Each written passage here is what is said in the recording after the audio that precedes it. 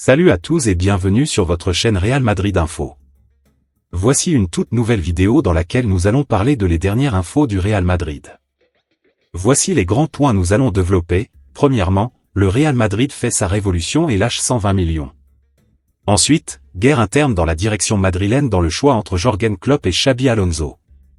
Et, Carlo Ancelotti lance un gros message au Barça avant les Clásicos. Et d'autres infos du Real Madrid. On y va. Carlo Ancelotti s'est présenté en salle de presse à Valdebebas avant d'aller défier Getafe sur sa pelouse ce mercredi, pour le compte de la 32e journée de Liga. À quel genre de match vous attendez-vous? Nous savons tous comment joue Getafe, un football intense, très bien organisé. C'est une équipe forte avec des idées très claires. Nous sommes prêts, car plus nous approchons de la fin de la saison, plus les matchs sont importants pour toutes les équipes. Avez-vous l'impression d'avoir été conditionné dans de nombreux matchs par l'obligation d'aligner les 4 fantastiques Bellingham, Mbappé, Rodrigo, Vinicius? Les problèmes de cette saison sont évidents, nous avons demandé 2 joueurs clés en défense qui étaient difficiles à remplacer. Nous avons changé le jeu pour des joueurs aux caractéristiques différentes et il a été difficile de trouver un équilibre. Espérons que nous le trouverons maintenant. Si nous ne le trouvons pas, nous aurons du mal à gagner. Mbappé et Mendy? Ils ne seront pas remis pour demain, mais ils vont s'entraîner ces jours-ci et je pense qu'ils seront tous les deux disponibles pour le match de samedi. Y aura-t-il des rotations? Le 11 de demain sera établi en tenant compte de l'usure de dimanche soir et c'est tout. Certains sont encore un peu fatigués, mais c'est normal. On verra demain. 5 semaines où l'on va beaucoup parler de ce qui va se passer sur le banc. Si Madrid gagne la Liga et la Copa, serait-il possible que vous restiez à votre poste? Dans le football, tout est possible. Tout peut arriver. Aimeriez-vous être sur le banc de touche l'année prochaine pour prendre une petite revanche? Vraiment, je n'ai aucune revanche à prendre contre qui que ce soit ou quoi que ce soit. J'aime ce banc. Qu'il puisse durer le plus longtemps possible et si un jour il s'arrête, merci, je tire mon chapeau à ce club. C'est tout? Mbappé a été sifflé, vous lui avez parlé? Il est affecté par cette blessure, parce qu'il ne peut pas aider l'équipe. Il fait tout pour être là samedi.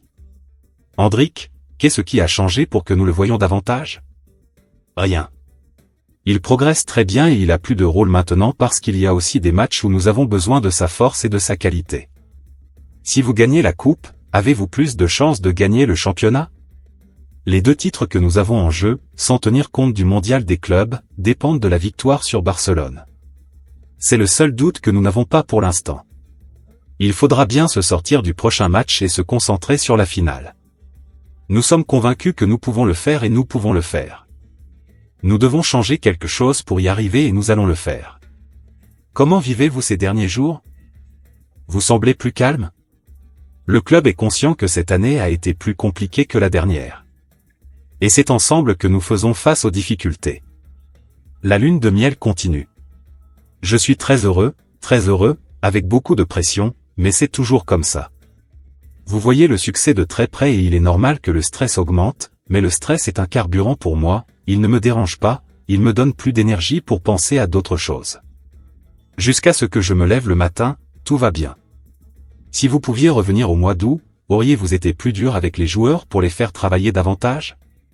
En Italie, on dit qu'à chaque fois qu'il y a un problème, on parle de la main gauche. C'est ce qui s'est passé lors de la première phase. J'essaie de gérer les relations avec les gens pour ce que je suis, dans une relation il faut montrer ce que l'on est. Cette saison, je me suis souvent mis en colère. Ma relation est d'avoir une relation avec les gens au même niveau et pour cela vous devez avoir du respect et être respecté et c'est ce qui s'est passé. Je suis gaucher dans la vie parce que personne n'a eu une relation de droitier avec moi, mon père, mes entraîneurs, mes professeurs. Je ne suis pas capable d'utiliser le fouet, signe un autre entraîneur. Pour moi, ce n'est pas une façon de faire. Planifiez-vous la saison prochaine avec le club? Ici, nous n'avons jamais pensé en cours de saison au recrutement. Le club y pense toujours à la fin de la saison. Pensiez-vous avoir autant de problèmes au début de la saison? Je pensais que nous pouvions faire mieux. Je dois assumer la responsabilité de certaines erreurs. Mais c'est une évaluation que nous pouvons faire à la fin de la saison et j'espère que cette considération passera au second plan. Horaire? Je ne me plains pas à ce sujet. C'est quelque chose qui peut arriver, nous ne pouvions pas jouer contre l'Athletic le samedi pour jouer le mardi.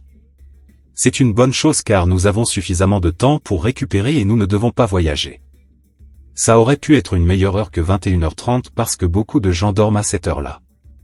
J'espère que mes joueurs ne dormiront pas demain. Le poste d'arrière gauche, Fran vous plaît-il davantage cette année? Lui voyez-vous un avenir? Il s'est amélioré. Il a joué davantage et c'est presque toujours bien qu'on porte. Lors de certains matchs, j'ai mis Camavinga en raison de ses caractéristiques différentes. Camavinga est plus habitué à jouer à l'intérieur et parfois, lorsque vous jouez avec Vinicius à l'extérieur, Fran a plus de difficultés à montrer ses qualités. En voyant les précédents avec Barcelone, aimez-vous le rôle de victime? Pas vraiment, mais c'est comme ça. Il semble meilleur que nous, mais une finale est quelque chose d'imprévisible. Faire du Real Madrid la victime d'une finale me semble un peu exagéré. L'autre information. Les arbitres espagnols favorisent moins le Real Madrid que le FC Barcelone sur les cartons jaunes. La Liga est plus que jamais indécise. Après sa victoire sur le fil contre l'Athletic Club, le Real Madrid est revenu à 4 points du leader barcelonais. Le Classico du 11 mai revêtira d'une importance capitale, l'arbitrage aura aussi un rôle prépondérant. Le Real Madrid se donne le droit d'y croire encore après sa victoire dans le Money Time face à l'Athletic Club. À 4 points du leader, les joueurs de Carlo Ancelotti ont renforcé encore un peu plus l'importance du Classico le 11 mai. La fin de saison et les 6 matchs de Liga restants s'annoncent passionnants. Malgré tout, une statistique préoccupe les fans madrilènes. Comme révélé par Real Madrid TV, les adversaires du Real Madrid n'écopent d'un carton toutes les 28,5 fautes commises contre seulement 4 pour le FC Barcelone. Une différence de traitement qui pourrait bien coûter cher dans la course au titre. Un exemple flagrant de cette injustice, le carton rouge évident oublié sur Mbappé lors du match face à l'Espagnol de Barcelone. Cette disparité de traitement pénalise clairement les coéquipiers de Vinicius Junior. Un joueur sous la menace d'un carton jaune adapte forcément sa manière de défendre, ce qui avantage les provocateurs, dribbleurs comme Vinicius, Rodrigo ou encore Kylian Mbappé. Pour garantir une fin de championnat équitable et légitime dans la course au titre, cette inégalité devra impérativement être corrigée. Pour endiguer ce phénomène, le Real Madrid entend jouer un rôle actif dans les discussions menées par la fédération. Le club a d'ailleurs récemment donné son accord pour que la sélection des arbitres s'appuie sur l'intelligence artificielle. En s'impliquant ainsi, le club merengue s'affirme comme un acteur majeur du débat sur l'arbitrage et suivra de près toute évolution ou réforme à venir. L'autre information. Le Real Madrid fait sa révolution et lâche 120 millions pour Saka. L'élimination en quart de finale de Ligue des Champions va pousser le Real Madrid à agir lors du prochain mercato pour renouveler son effectif. Un gros changement est évoqué dans le secteur offensif. Un an seulement après son arrivée, Kylian Mbappé a peu de chances de quitter le Real Madrid même si la presse espagnole évoque déjà l'hypothèse d'un départ pour le capitaine de l'équipe de France. Des changements sont en tout cas attendus par les supporters, en colère après l'élimination en quart de finale de la Ligue des Champions contre Arsenal. Le secteur défensif doit être renforcé tandis qu'en attaque, les merengues sont à la recherche du bon équilibre. Et dans cette attaque pleine d'ego, c'est Rodrigo qui pourrait être sacrifié cet été selon le site de Defensa Central. Le média espagnol révèle que pour avoir plus de complémentarité entre les joueurs, le Real Madrid cherche un pur spécialiste du côté droit, poste occupé par Rodrigo par défaut puisque le Brésilien a toujours clamé sa préférence pour le côté gauche, occupé par Vinicius. En cas de départ de Rodrigo, convoité par Manchester City, Liverpool ou encore le PSG ces dernières années, le Real Madrid souhaiterait piocher à Arsenal et faire venir Bukayo Saka. Rien de vraiment étonnant tant l'international anglais s'est imposé comme l'un des meilleurs joueurs du monde à son poste ces dernières années. Buteur au match retour au Santiago Bernabéu, l'ailier droit des Gunners a tapé dans l'œil des dirigeants merengues. Mais pour s'attacher les services d'un tel joueur, Florentino Pérez va devoir faire un effort financier colossal.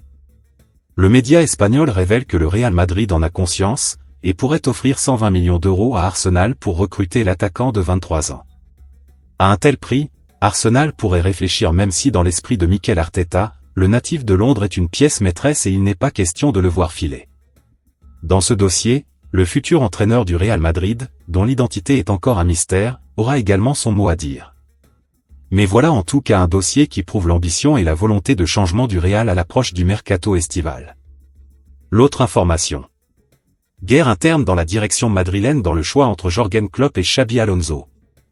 Les doutes ne concernent plus vraiment l'avenir de Carlo Ancelotti sur le banc du Real Madrid, mais plutôt l'identité de son successeur, l'été prochain. Si Xabi Alonso est cité comme le successeur naturel de Carlo Ancelotti sur le banc du Real Madrid et ce depuis la saison dernière déjà, l'entraîneur espagnol pourrait finalement voir son arrivée chez les Merengues repoussée. Car la situation, et le marché des entraîneurs on change. Alors que le destin d'Ancelotti à Madrid tient sur un fil très fin, Jürgen Klopp, lui, est libre de tout contrat depuis son départ de Liverpool, à l'été 2024.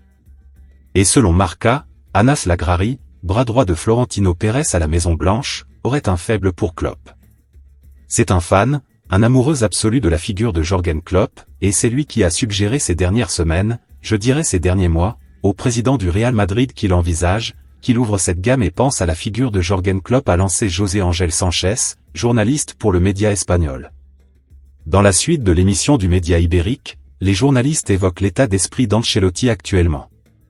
Ancelotti serait très enthousiaste à l'idée de terminer l'année de son contrat qu'il lui reste au Real Madrid. Je pense qu'Ancelotti a déjà décidé, il a déjà pris la décision sur ce qu'il faut faire s'il ne continue pas au Real Madrid. Cette décision, même contre une bonne partie de son environnement, le plus personnel, le plus familier, le moins footballistique, le moins professionnel, c'est d'être sélectionneur du Brésil. Récemment, Xabi Alonso a aussi interrogé sur la situation à Madrid. L'entraîneur a démenti toute discussion et a avoué se concentrer sur le Bayer Leverkusen.